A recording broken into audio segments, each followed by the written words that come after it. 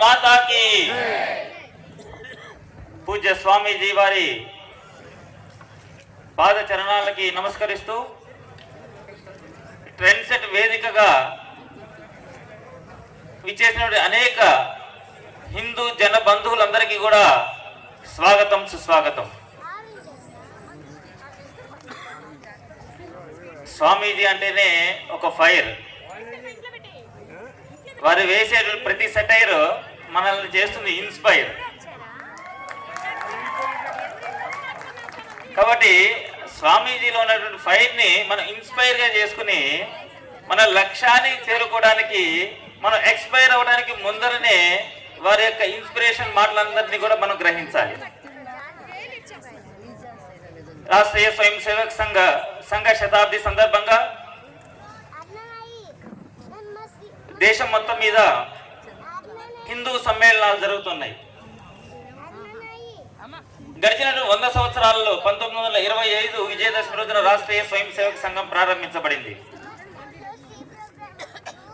గడిచిన 100 సంవత్సరాల్లో ఆర్ఎస్ఎస్ చేసినటువంటి పని ఏంటి అంటే, ఈరోజు ఇంత స్వేచ్ఛగా ఇక్కడ అందరము కూడా రోడ్డు బ్లాక్ చేసి హిందూ బంధువులందరూ కూడా ఒక సమ్మేళనం, ఒక ప్రారంభం, ఒక తిరణాలు జరుపుకుంటున్నామంటే దానికి కారణం రాష్ట్రీయ స్వయం సేవక సంఘానికి 100 సంవత్సరాల యొక్క కృషి. 1925కి ముందర రాష్ట్రీయ స్వయం సేవక సంఘము ఇక ప్రారంభికులు పరమ పూజ్య డాక్టర్ హెడ్గేవార్ గారు. మరి ఎంబీబీఎస్ చదువుకున్న తర్వాత కూడా వివాహం చేసుకోకుండా దేశం కోసము వారి యొక్క పూర్తి ప్రాణాలను సైతము, వారి రక్తాన్ని కూడా నీరుగా మార్చి సంఘాన్ని ప్రారంభించారు. సంఘాన్ని ప్రారంభించడానికి అనేక రకాల కారణాలు ఉన్నాయి. సంఘం ఒక సంస్థ కాదు, సంఘం ఒక కుటుంబ వ్యవస్థ. సంఘం ప్రారంభించడానికంటే ముందర పరమ పూజ్య డాక్టర్ హెడ్గేవార్ గారు అన్ని చోట్ల కాంగ్రెస్ లో పనిచేశారు. అలాగే విప్లవకారులతో పనిచేశారు.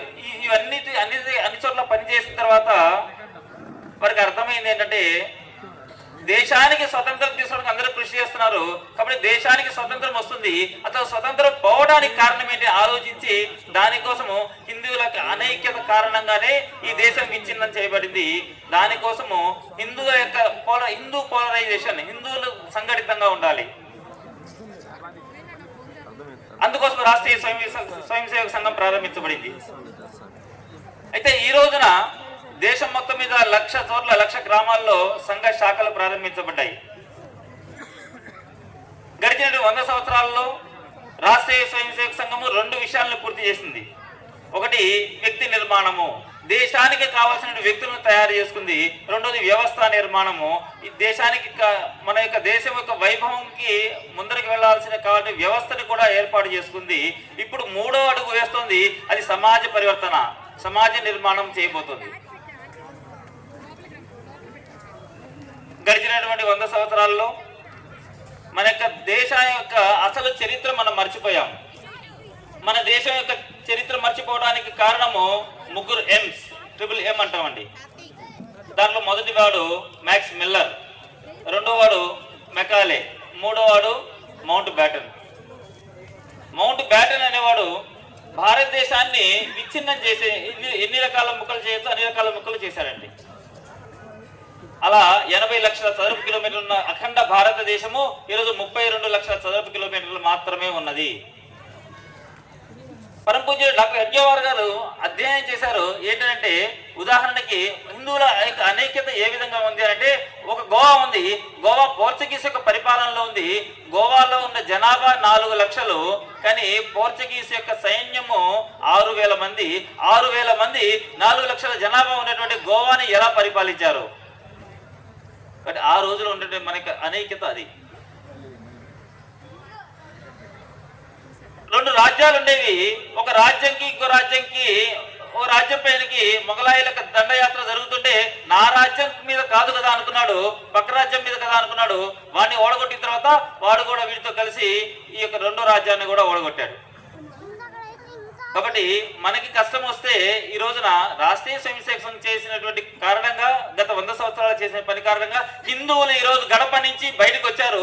ఈ రోజు కేవలం ఇటువంటి సమ్మేళనాలు జరుపుకోవడం కోసం గడప నుంచి నుంచి బయటకు రావడం కాదు, ఒక హిందూకి సమస్య వస్తే దానికోసం ఈ విధంగా రావాలి. అప్పుడు మాత్రమే భారతదేశము ప్రపంచంలో ప్రపంచ వేదిక పైన మనగలుగుతుంది. కాబట్టి హిందూ పోలరైజేషన్, హిందువుల యొక్క సంఘటితం కావాలి. ఇందాక ఇక్కడికి వచ్చిన వెంటనే ఒక సన్నివేశం గమనించాను. ఈ రోజున మనకి హిందూ ధర్మానికి కావాల్సిన ఆర్థిక వ్యవస్థ, సహజంగా హిందూ ధర్మము తన యొక్క ఆర్థిక వ్యవస్థ చేసుకోగలుగుతుందండి. ఉదాహరణకి ఇదే వేదిక మీద గో సంరక్షణ అనే పదం పలకంగానే ఒకళ్ళు 50,000 ఇచ్చారు, ఇంకొక 60,000 ఇచ్చారు, ఇంకొకటి ఇస్తారు. డబ్బులు ఇచ్చే వాళ్ళు ఉన్నారు భారతదేశానికి. డబ్బులు ఇవ్వడం కాదు, దేశం కోసం సమయం ఇవ్వాలి. దానికోసం రాష్ట్రీయ స్వయం సేవక సంఘానికి రావాలి. ఒక భామాషా, ఒక రాణా ప్రతాప్ యొక్క కథ మనందరికీ ఆదర్శం కావాలి. రాణా ప్రతాప్ అడవులే ఆశ్రయములైనను ఆకులములే అన్నమైనను మొగలు పాదుష గుండెల ధరగా జీవితాంతం కోరి సల్పిన వీర రాణా తెలుపునేమన జాతి శ్రేయమే ధ్యేయమవునని. అటువంటి రాణా ప్రతాప్ రాజ్యాన్ని కోల్పోయి అడవుల్లో ఆశ్రయం చేసుకుంటూ ఆకులములు తింటుంటే భామాషా అనేటువంటి ఒక వ్యాపారి వస్తాడు. ఆ వ్యాపారి వచ్చి, నేను సమాజం మీద ఆధారపడి నేను సంపాదించాను కాబట్టి ఈరోజు ఈ సమాజానికి కష్టం కలిగింది కాబట్టి నా యొక్క యావదాస్తిని కూడా నీకు ఇస్తున్నాను, మళ్ళీ నువ్వు సైన్యం తయారు చేయి, మొఘలాయల పైన దాడి చేసి మళ్ళీ మన హిందూ స్వరాజ్యాన్ని ఏర్పాటు చేయమని చెప్పేసి ఒక భామాషా లాగా ఇందాక వచ్చినటువంటి ఈ గో సంరక్షణలో ఇదే హిందూ ధర్మం అంటే. మనము స్వామీజీ మనందరికీ కూడా చిన్న చిన్న కథల ద్వారా మనందరికీ కూడా మార్గదర్శనం చేస్తుంటారు. ఒకప్పుడు భారతదేశం అంటే ప్రపంచానికి జ్ఞానభిక్ష పెట్టింది భారతదేశం. ఈ రోజున ప్రపంచానికి జ్ఞానభిక్ష పెట్టేటువంటి స్థితిలో ఉన్నాము. కానీ మనల్ని మనం చూసుకోవట్లేదు, మనల్ని మనం గౌరవించుకోవట్లేదు.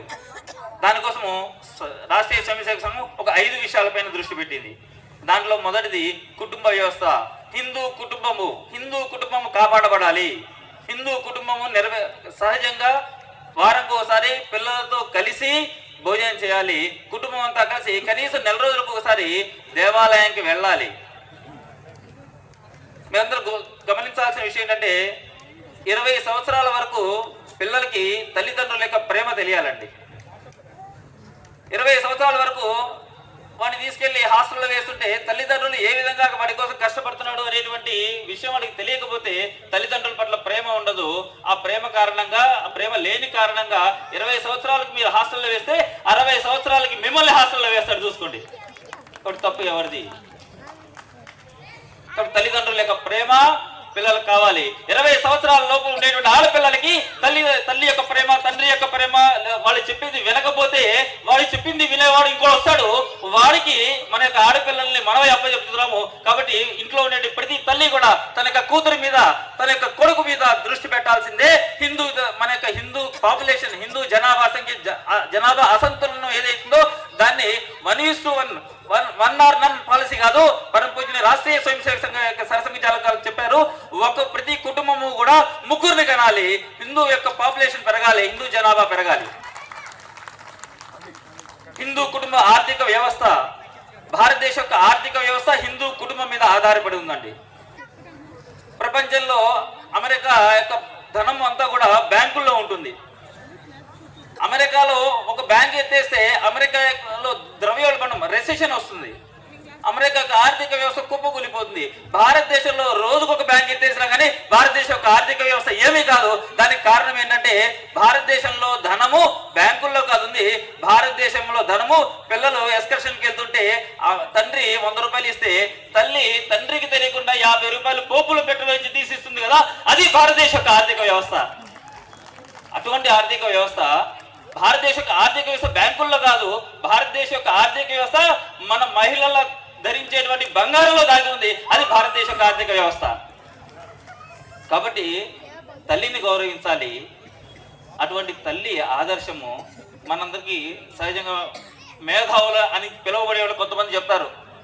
హిందుత్వంలో ఆడవాళ్ళని తక్కువగా చూస్తారు, ఆడవాళ్ళని వంటింటికే పరిమితం చేస్తారు. కానీ అసలు విషయం గ్రహించాల్సింది ఏంటంటే మన యొక్క ఫైనాన్స్ మినిస్టర్ ప్రస్తుతం కాదండి, మన యొక్క మూలం, మన యొక్క ఫైనాన్స్ మినిస్టర్ అంటే ఎవరు? లక్ష్మీదేవి. మన యొక్క డిఫెన్స్ మినిస్టర్, రక్షణ శాఖ ఎవరు చేస్తుంది? శక్తి స్వరూపిణి పార్వతీదేవి, కాళికామాత. ఫైనాన్స్ అయిపోయింది, డిఫెన్స్ అయిపోయింది. మూడవది అత్యధిక ఇంపార్టెంట్ ఎడ్యుకేషన్ మినిస్టర్ ఎవరండి? సరస్వతి. ఈ మూడు లేనిదే ఈ సృష్టి లేదు కదా.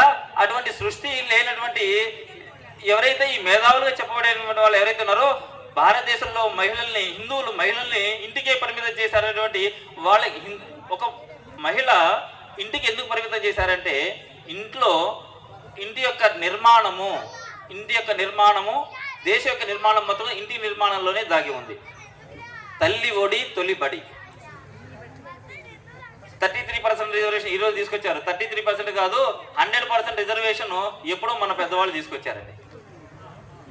మనం ఎప్పుడైనా సరే పెళ్లికి ఎవరైనా కార్డు ఇవ్వాలంటే దాంట్లో శ్రీ ఎన్ శ్రీమతి రాస్తారా, శ్రీమతి ఎన్ శ్రీ రాస్తావా?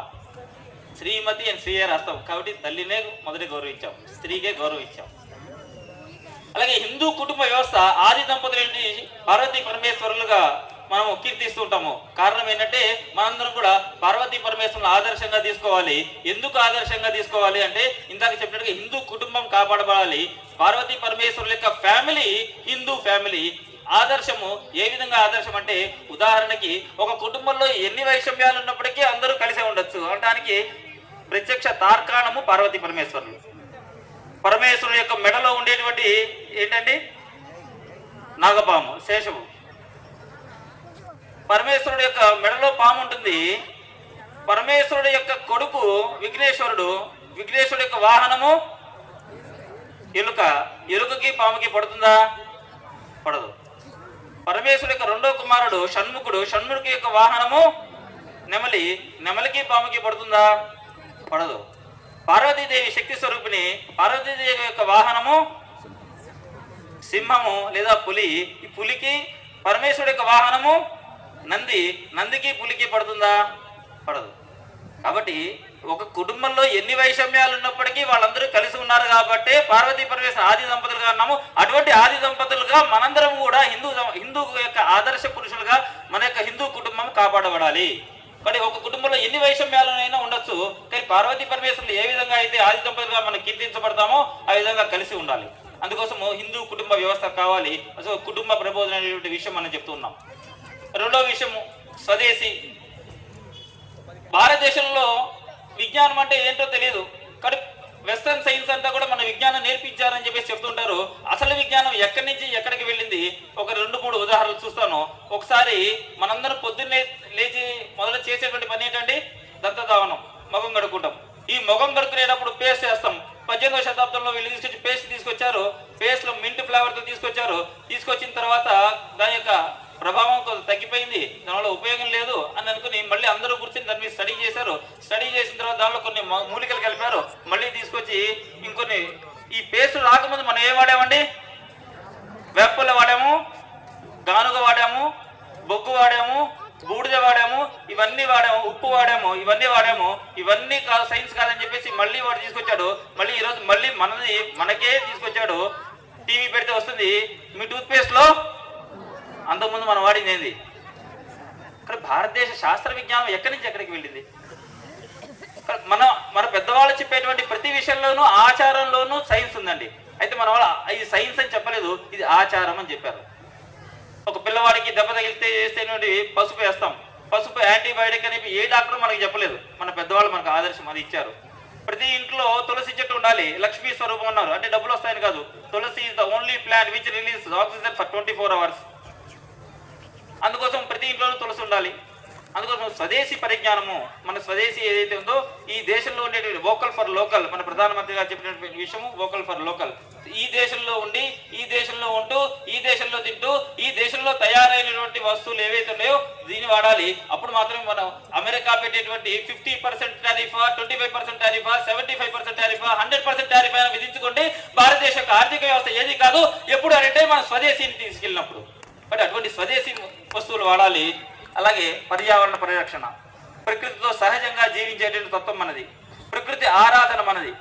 ప్రకృతిలో కూడా సైన్స్ చూసేటువంటి తత్వం మనది. ఈ యొక్క స్వరూపము మనం చందమామని మామా అని పిలుచుకునేటువంటి స్వరూపం మనది. ప్రతి చెట్టులోనూ తల్లిని చూస్తాము, ప్రతి వృక్షము, ప్రతి ఒక్క జంతువులోనూ తల్లిని చూస్తాము. అందుకే గోమాత అన్నము. మనకి జీవనాధారమైన నీరుని తల్లిగా చూస్తాము, గంగా మాత అన్నాము.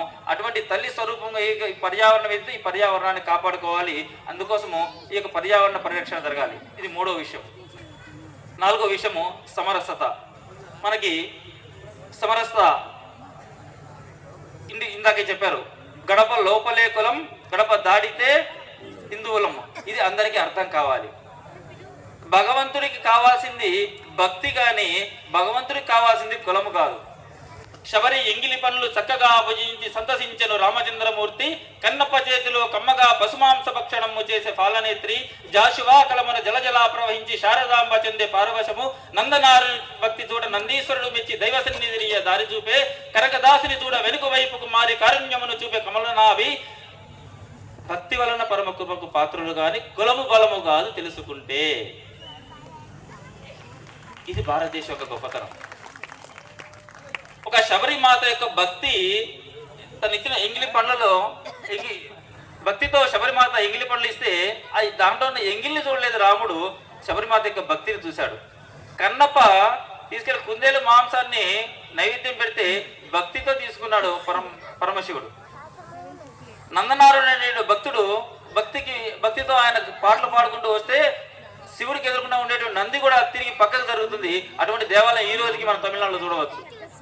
కనకదాస్ అనేటువంటి భక్తుడు కులం తక్కువ వాడని చెప్పేసి గుడిలోకి రానియకపోతే, ఇది ఉడిపి దేవాలయంలో బాలకృష్ణుడు యొక్క సన్నిధానంలో జరిగిన సన్నివేశము. అతను కులం తక్కువ వాడని చెప్పేసి లోపలికి రానియకపోతే గుడి వెనకాల ఉండి భక్తితో కృష్ణుడి యొక్క గానాలు చేసుకుంటూ కృష్ణ దర్శనం అయితేనే ముద్ద ముడతానని చెప్పేసి సంకల్పించినటువంటి ఆ కనకదాసుని యొక్క భక్తికి మెచ్చి అందరూ చూస్తుండగా దేవాలయము ముఖద్వారం ఎదుర్కొన్నా ఉంటుంది, ధ్వజస్తంభం ఎదుర్కొన్నా ఉంటుంది. కానీ అందరూ చూస్తుండగానే స్వామివారి విగ్రహం శ్రీకృష్ణుడు వెనక్కి తిరిగిపోతాడు. ఆ వెనక్కి తిరిగిపోయి వెంటనే గోడ పగిలిపోతుంది. ఆ గోడ పగిలిపోయినటువంటి రంధ్రంలోంచి కనకదాసునికి కృష్ణుడి యొక్క దర్శనం అవుతుంది. ఇది అందరూ చూస్తుండగా ఈ దేశంలో జరిగిన సన్నివేశం. కాబట్టి భక్తి వలన పరమ కృపకు పాత్రులు కానీ కులము బలము కాదు తెలుసుకుంటే.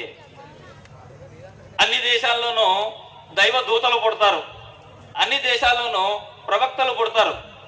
కానీ సాక్షాత్తు భగవంతుడు తానుగా ఉద్భవించిన ఏకైక దేశము భారతదేశం. నేనే భగవంతుడు నేను చెప్పుకున్న దేశము భారతదేశము.